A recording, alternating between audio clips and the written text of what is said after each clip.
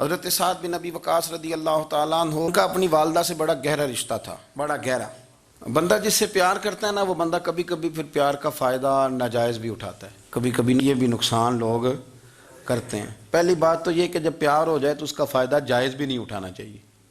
جس نے فائدہ اٹھا لیا تو اس نے تو استعمال کیا نا۔ تو ہوتا ہے ہمارے گھروں میں کہ اگر بچہ اماں کے قابو میں تو پھر اماں جو دل کرتا ہے کراتی ہے، اور جو اس کو کہہ دیتی ہے پھر وہ کہتا ہے اوہو میری اماں نو آکھیا ہے، پر وہ ڈنڈا اٹھا لیتا ہے، آؤ دیکھتا ہے نہ تاؤ دیکھتا ہے۔ یہ بھی ایموشنل کرنا ہے، کر لیتے ہیں لوگ۔ بیٹی کو بھی پتہ چل جائے نا ابا میری بات مانتا ہے، تو وہ سارے بچے کہنا سیر کرنے جانا ہے تو ابا جی کو کون منائے گا، تو کہتی ہے تسی چپ کر جاؤ، ابا جی کو میں بات کروں، اسے پتہ ہے میرے سے پیار کرتا ہے۔ اب بات کو سمجھ لیں، یہ ایک ایموشنل کرنے کا طریقہ ہوتا ہے، لوگ کر لیتے ہیں، اور وہ بندہ چونکہ پیار کر رہا ہوتا ہے تو پیار کرنے والا بہرحال کہیں نہ کہیں پھر قابو آ جاتا ہے۔ وہ استعمال بھی ہو تو ہو جاتا ہے، لیکن وہ بندہ ٹھیک ہوتا ہے، کیونکہ وہ استعمال ہو بھی رہا ہے تو پیار میں رہا ہے نا، پیار میں ہو رہا ہے نا۔ سمجھ لیں میری بات کو۔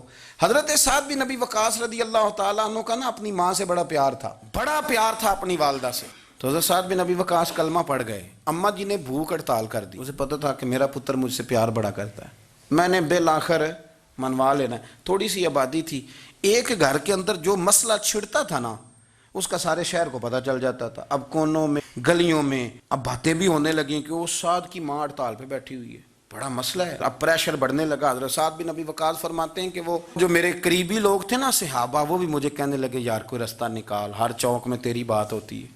کہتے ہیں میں گھر جاتا تو گھر والے، بہن، بھائی، بچے، باپ سارے کہتے ہیں یار تیری ماں مر جائے گی۔ اب بہت بڑا ایشو ہے، ہم یہ کہہ دیتے ہیں کہ انہوں نے قربانیاں بڑی دی، لیکن آپ ذرا بات کو سمجھے نا کہ اماں بھوک ہڑتال پہ بیٹھ جائے، ایک انسان کہاں کھڑا ہو جائے گا؟ بدنامی الگ ہے، بحث الگ ہے، سیانہ بندہ، مالدار، وزادار، قبیلے والا۔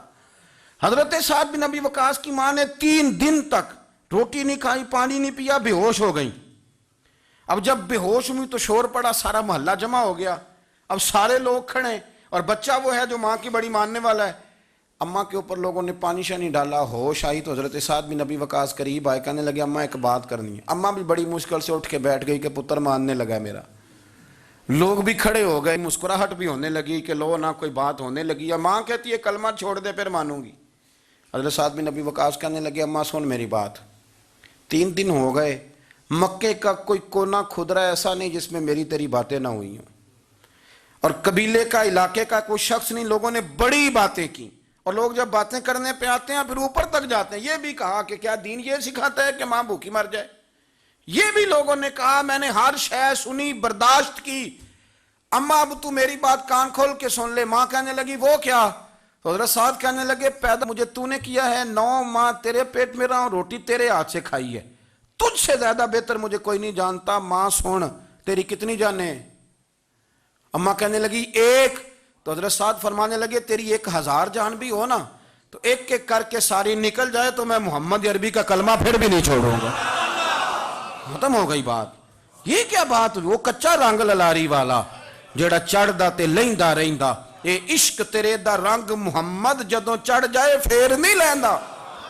یہ کیا بات ہوئی؟ اماں تیری 1000 جان بھی ہو، روٹی کھانی ہے تو کھا، نہیں کھانی تو نہ کھا۔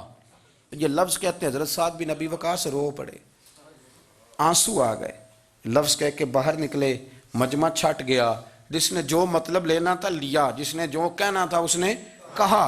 حضرت سعد چلے گئے، شام کو گھر آئے تو اماں روٹی کھا رہی تھی، تو حضرت سعد فرماتے ہیں کہ محلے کی بیویاں کہنے لگی روٹی کیوں کھا رہی ہو؟ تو ماں رو پڑی، کہنے لگی پتر میرا ہے، میں نے پیدا کیا ہے، میرے پتر نے کبھی ضد نہیں کی، اس کے دل میں کچھ ہے اتر گئی ہے، کوئی ہے، کوئی کچا پکا جذبہ ہوتا تو میں تو 2 آنسو بہاتی تھی تو میرا پتر لوٹ آتا تھا، پر کسی رستے کا مسافر بن گیا ہے، اب کہیں پہنچ گیا ہے، اور میں اس کا درد سمجھ گئی ہوں، جہاں گیا ہے اب وہاں سے یہ لوٹ سکتا۔ آپ سمجھیں اتنا تگڑا ایمان جن لوگوں کا، ان کے بارے میں لوگ ڈسکس کریں گے۔ ان کو نا قرآن پاک نے بطور نمونہ بیان کیا ہے۔ اللہ فرماتے ہیں ایمان اس طرح کا جس طرح میرے نبی کے صحابہ کا۔ یہ منافقوں کی بات ہو رہی ہے پہلے سے بارے میں، وَإِذَا قِيلَ لَهُمْ آمِنُوا كَمَا آمَنَ النَّاسُ، جب ان سے کہا جائے کہ ایمان اس طرح لاؤ جس طرح میرے نبی کے صحابہ لائے ہیں، قَالُوا أَنُؤْمِنُ كَمَا آمَنَ السُّفَهَاءُ، تو وہ کہتے ہیں اس طرح ایمان لائیں جیسے بیوقوف لائیں، یہ تو بیوقوف ہے، ہر شے نبی پاک پہ قربان کر رہے ہیں۔ تو اللہ فرماتے ہیں اَلَا إِنَّهُمْ هُمُ السُّفَهَاءُ، خبردار ہو جاؤ، میرے نبی پاک کے غلاموں کو بیوقوف کہنے والو تم بیوقوف ہو. اللہ کہتا ہے تم پاگل ہو بیوقوف ہو. اللہ انہیں پاگل کہتا ہے. اللہ پاگل کہتا ہے انہیں جو نبی پاک کے صحابہ کو پاگل کہتا ہے. اللہ انہیں پاگل کہتا ہے. یہ معیار ایمان ہے. قرآن نے کہا ایمان اس طرح کا جس طرح کا نبی پاک کے وَإِذَا قِيلَ لَهُمْ آمِنُوا كَمَا آمَنَ النَّاسُ. ایمان اس طرح لاؤ جس طرح میرے نبی پاک کے صحابہ ایمان لائے ہیں اس طرح ایمان لاؤ. اس طرح